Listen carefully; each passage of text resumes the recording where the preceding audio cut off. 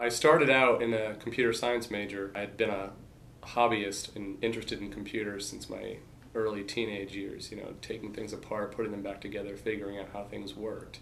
So computer science seemed like a natural way to parlay that hobby into a career.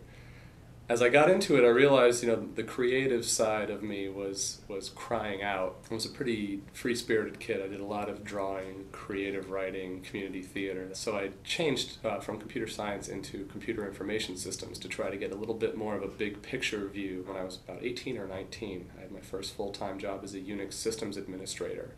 That was right here in New Haven over at the Long Wharf Maritime Center.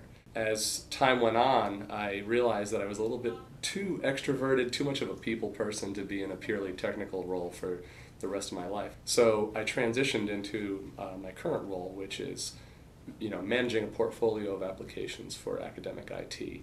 I love IT in the higher education context because I get a direct view of the impact of the work that I'm doing in working with faculty and working with students. And year over year, seeing how teaching improves, learning outcomes improve, and we continually push the envelope of what Yale is doing with educational technology. There's really no such thing as true failure if you derive meaning out of it, if you've learned something in the end.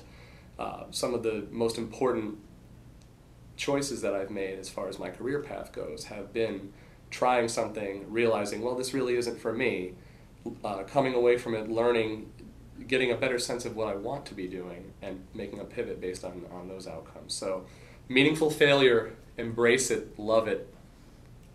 That's great. I'm sorry, that's so cheeseball. I'm Rinaldi. I'm the acting manager of instructional systems design and academic IT at Yale.